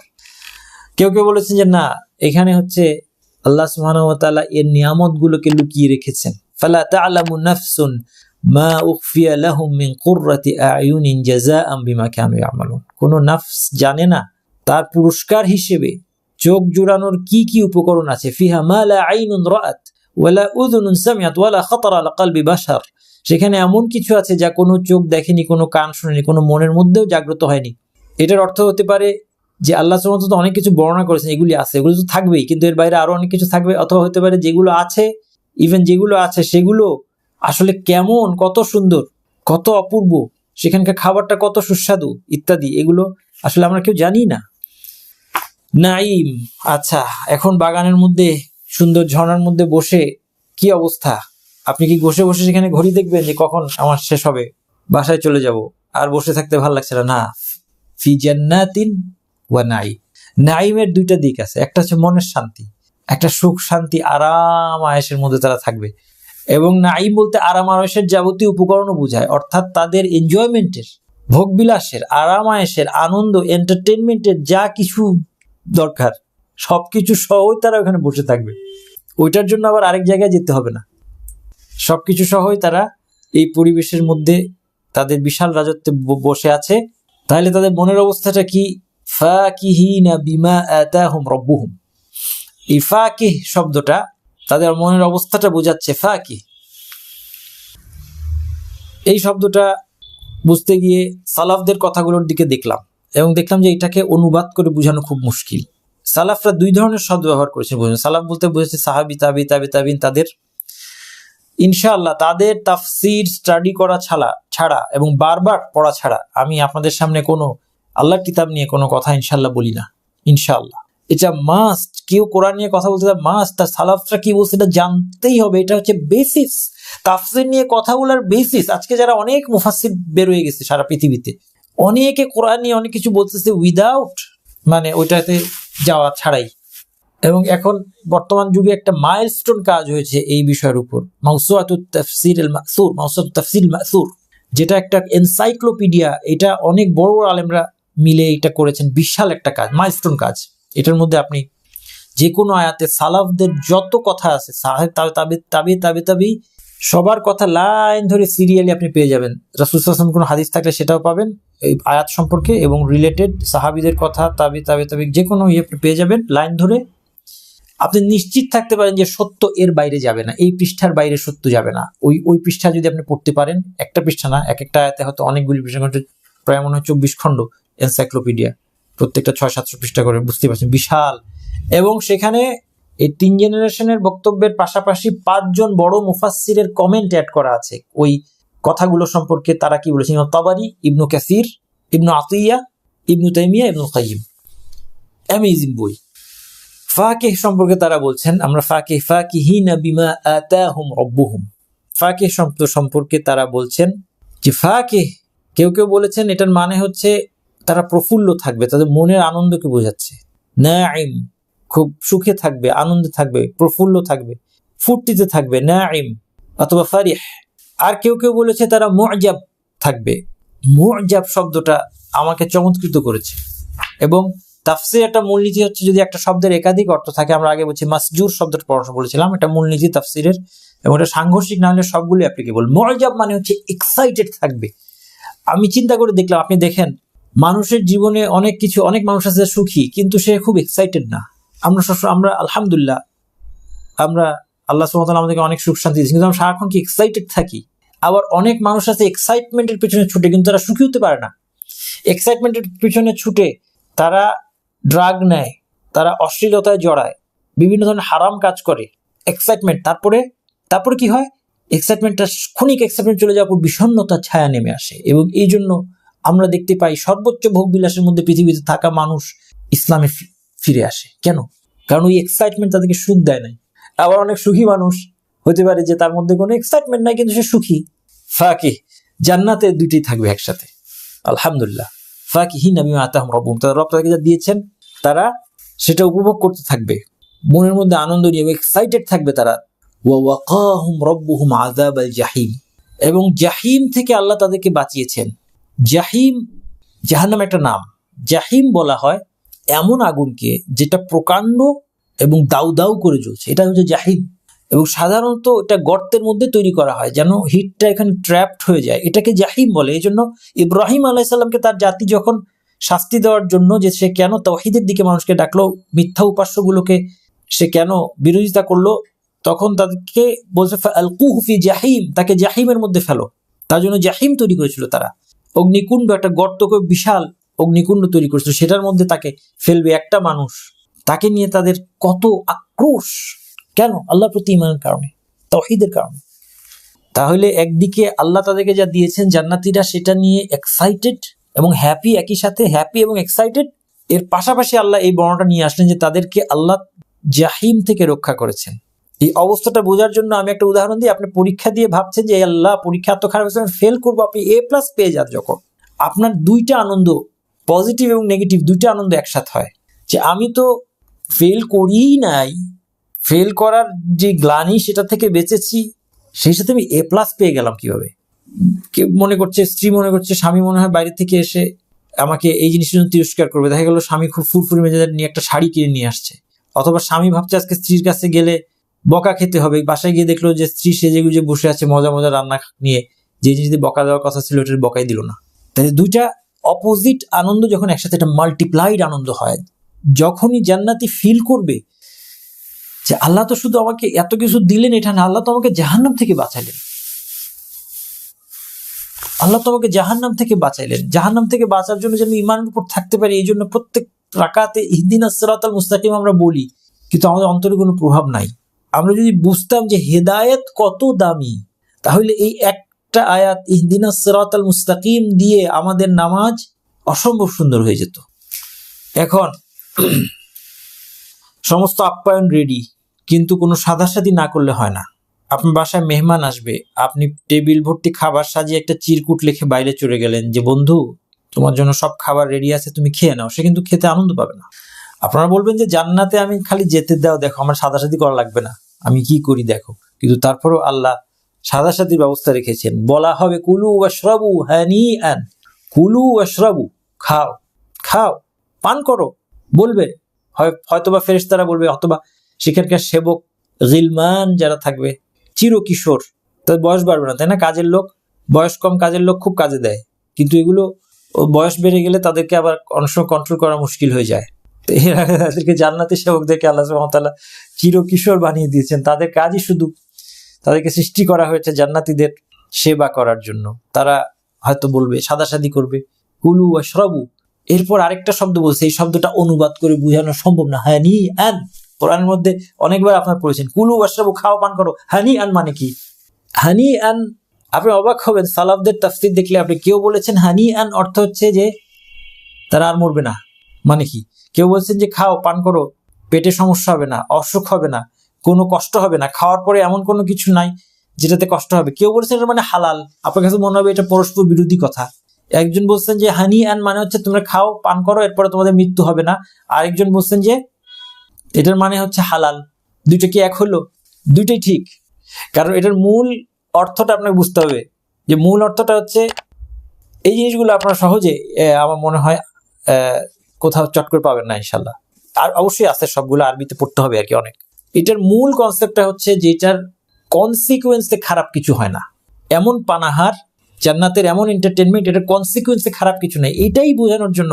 কেউ বলছে যে মারা যাবে না, কেউ বলছে যে তার অসুখ হবে না, কার কোনো ধরনের কষ্ট হবে না, পেটের সমস্যা হবে না। এখন খেতে গেলে আমরা বলি যে খাবার তো অনেক মজা, ভালো লাগছে, কিন্তু এখন ভয় হচ্ছে যদি আমার ব্লাড সুগার বেড়ে যাবে, আমার তো হার্টের সমস্যা আছে, কি করব, বিয়ের দাওয়াতে আসছি, এগুলো কোনো টেনশন নাই। এবং হালাল কথাটা এটা লিঙ্ক, কারণ হালাল মানে হচ্ছে এরপরে কোনো কনসিকুয়েন্স নাই, তোমার কোনো হিসাব দিতে হবে না, বেহিসাব খাও এবং সবটা তুমি হালাল, তুমি কেন এটা খেয়ে ফেলে এটা বলবে না। গল্প শুনছিলাম যে পাক সেনারা নাকি এক লোককে খাইতে দিছে, এত বেশি পুরো ব্যারাকের সবার খাবার খেয়ে ফেলছে, তারপর তাকে গুলি করে মেরে ফেলছে। জানি না ঘটনা ঠিক ভুল, জানি না, এদের শোনা ঘটনা, কোনো জবাব দিতে নাই। হানি আন, এরপর বিমা কুনতুম তা'মালুন, এখন তুমি যে খাচ্ছ, এই নিয়ামতের খোঁটা দিবে না কেউ। চাইলে নিয়ামতের খোঁটা দেওয়া যেত, যেরকম আমরা মানুষকে দিই অনেক সময়।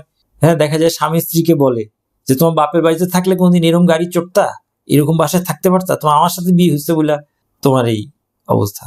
স্ত্রী অনেক সময় বলে যে তোমার আমার সাথে বিয়ে না হইলে তোমার এত সব মজা মজা খাবার রান্না কে খাওয়াইতো, তোমার ঘর তো তোমার ঘর সামলানোর সাধ্য অন্য কোন মেয়ের আছে।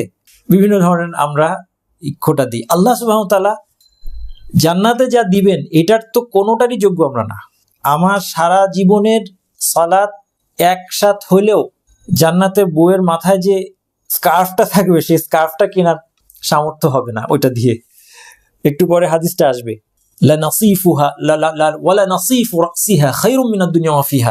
তাদের মাথায়, হুরের মাথায়, হুর বলি যদিও কথাটা ভুল, আসলে হুর কোনো একটা পার্সন না আর কি, এটা কথাটা ভুলে, হুর মানে এটা বুঝিয়ে দিব, ভাইরা নড়চড়ে বসছে তো, কিন্তু বলতেছে যে তার মাথার, জান্নাতি নারী যে জান্নাতি স্ত্রী, তার মাথার যে স্কার্ফটা, সেই স্কার্ফটা দুনিয়ার মধ্যে যা কিছু আছে তার চেয়ে বেশি দামি। আপনি আমাদের সারা জীবনের সালাত, সাওম সবকিছু দিয়ে ওই একটা স্কার্ফকে যোগ্য আমরা না, কেনার যোগ্য না। আল্লাহ সুবহানাহু ওয়া তাআলা তারপরেও বলছেন কুলু ওয়াশরাবু হানিআন, নিশ্চিন্তে পানাহার করো। আমার কাছে সহজ অনুবাদ হচ্ছে নিশ্চিন্তে, হানি শব্দটার সহজ অনুবাদ বিমা কুনতুম তা'মালুন, তোমাদের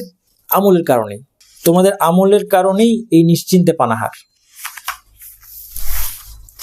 তাহলে তাদেরকে কোনো খোঁটা দেওয়া হলো না, এবং তারা যে আমল করেছে এটাকে আল্লাহ শাকুর, আল্লাহ এটাকে রেকগনাইজ করলেন।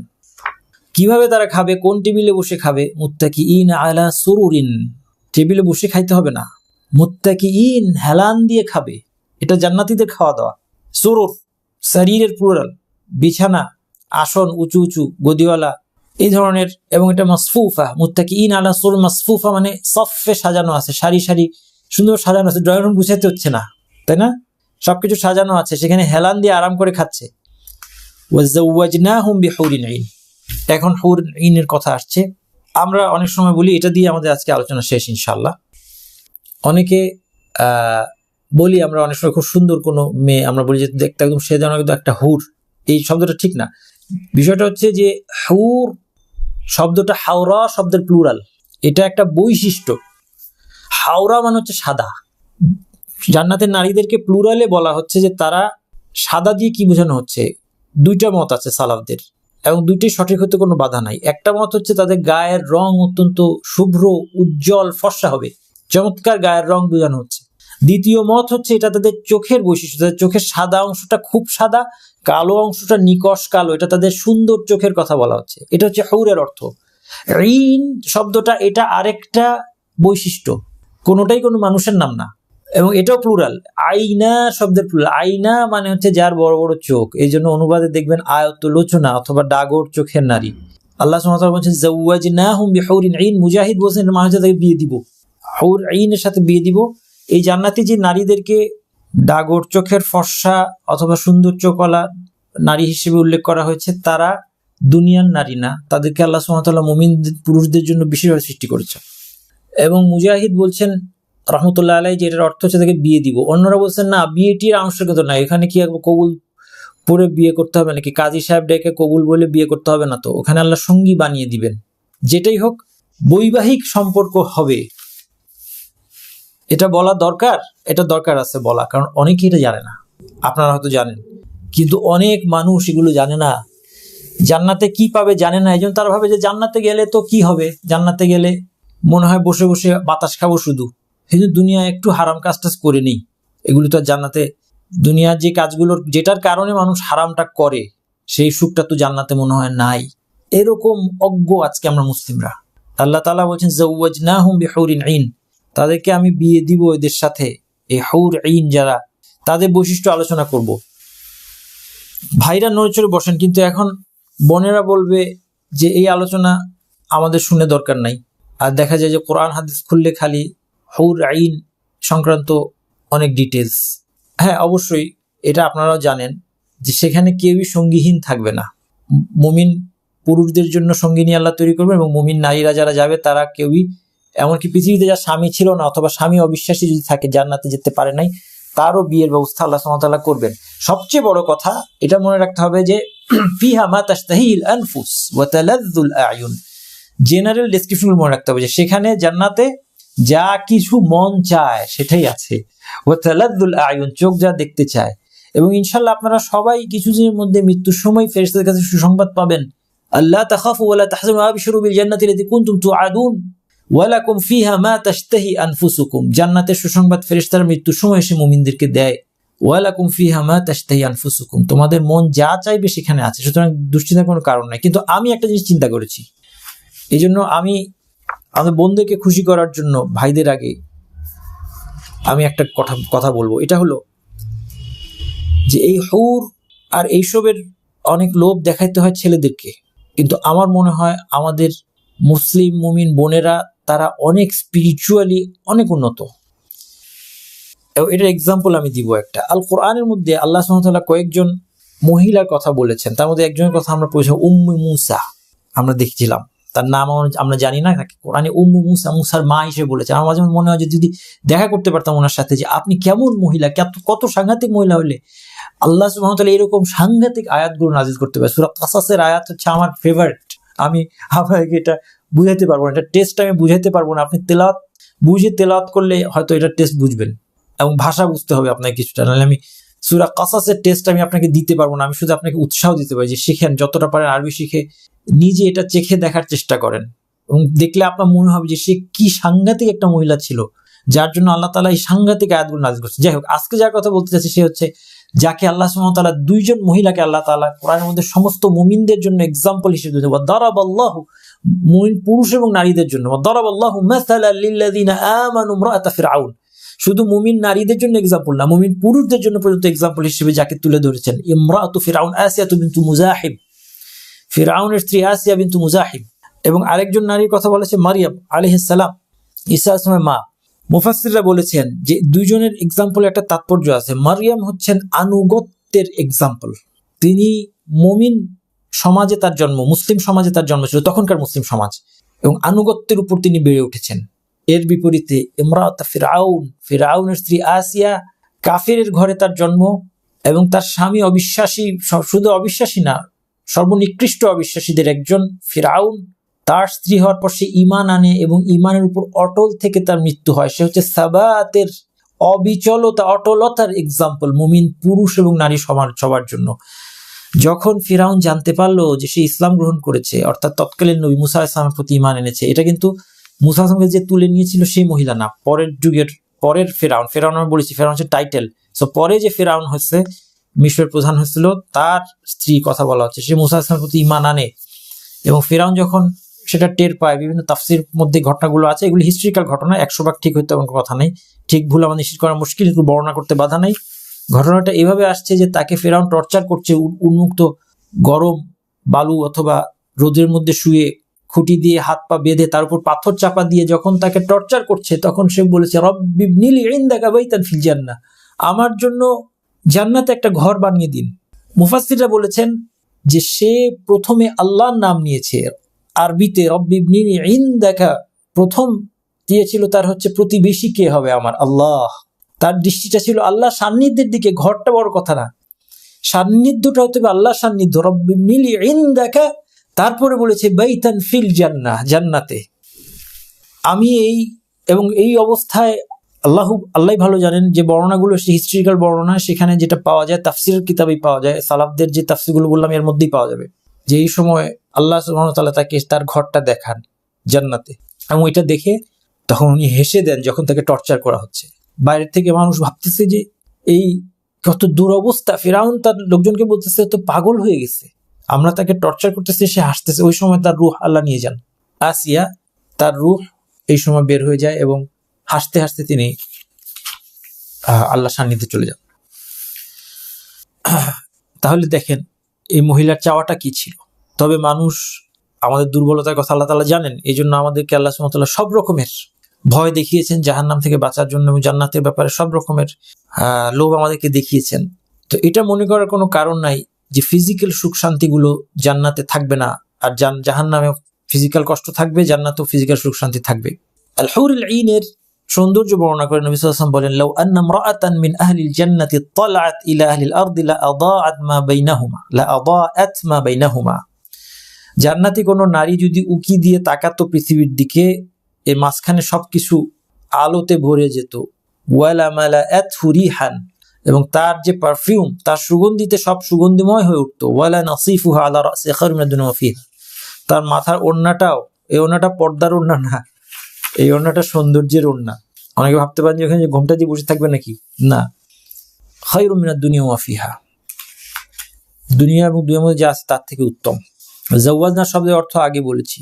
এই দৈহিক বা ফিজিক্যাল ব্যাপারটাকে ক্লিয়ার করার জন্য নবী সাল্লাল্লাহু আলাইহি ওয়াসাল্লামের হাদিস, এটা আমাদের জানা উচিত।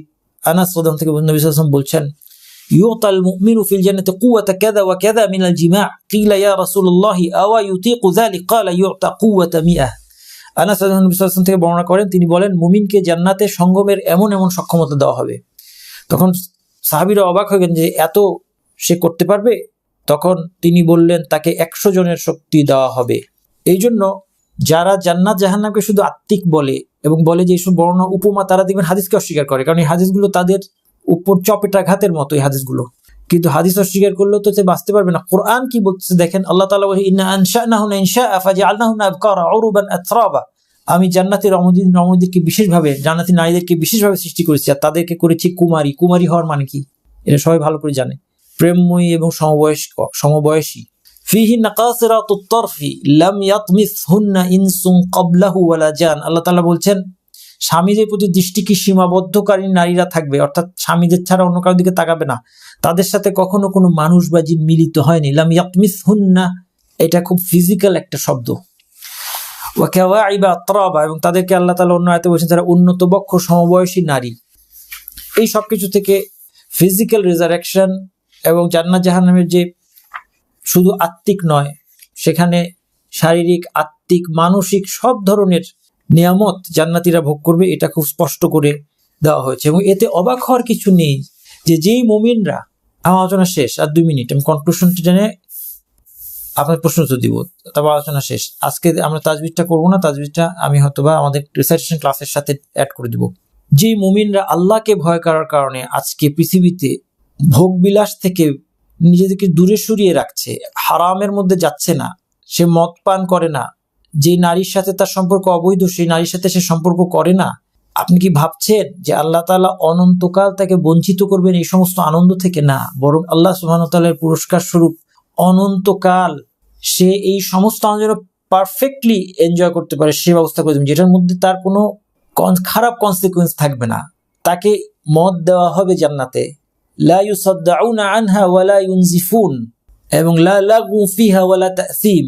এই জান্নাতের মদটা স্বাদের দিক থেকে তো পৃথিবীর মদের সাথে কোনো তুলনাই হয় না, উপরন্তু সে মাতাল হবে না। আপনি দেখেন পৃথিবীতে মানুষ কতটা হতভাগা হইলে, দুঃখী হইলে মাতাল হয় সে আনন্দ করার জন্য। মাতাল মানে কি, সে তো কিছুই বুঝতেছে না। মাতাল মানে তো এখন হুঁশ নাই, হুঁশ না থাকার মধ্যে আনন্দ। কিভাবে শয়তান তাদেরকে বোঝাচ্ছে যে হুঁশ না থাকার মধ্যে তোমার আনন্দ, তার মানে তারা কতটা দুঃখী হইলে এটা করতে পারে। আমার তো কোনোদিন একটা সুখী মানুষ, আমি একটা জিনিস খাইয়া বেহুশ হয়ে যাবো আর তারপরে বুঝবোই না সারা রাত আমি কি করেছি আমি জানি না, এটাই আমার আনন্দ। কিভাবে তাদের চিন্তাকে শয়তান বিকৃত করে দিয়েছে আপনি দেখেন। এই মদ পান তারা করবে, এতে আশ্চর্য হওয়ার কিছু নাই। আল্লাহ তাআলা তাদেরকে বিভিন্ন মুখরোচক খাবার, সুস্বাদু খাবার দিবেন, এতে আশ্চর্য হওয়ার কোনো কারণ নাই। এবং তারা সেখানে সঙ্গী বা সঙ্গিনী লাভ করবে এবং আল্লাহর দেওয়া সব রকম নিয়ামত পূর্ণ মাত্রায় ভোগ করবে। এটাই স্বাভাবিক, এটাই আল্লাহ তাআলার পুরস্কার মুমিন বান্দাদের জন্য, এটাই সত্য। আল্লাহ সুবহানাহু ওয়া তাআলা যা কিছু আলোচনা করলাম এর যেন আমাদেরকে উপকৃত করে থাকেন, এটা যেন আমাদের ঈমান যেন বাড়ে এবং আমরা যেন জান্নাতের দিকে ধাবিত হই, জান্নাতির কাজ করি, জাহান্নাম থেকে বাঁচার সর্বাত্মক চেষ্টা করি এবং জ্ঞানের পথকে আরো কঠিনভাবে আঁকড়ে ধরি। কারণ এই সব কথার সামারি হচ্ছে নাজাতের একটাই উপায়, আমাদেরকে জ্ঞানের পথকে আঁকড়ে থাকতে হবে।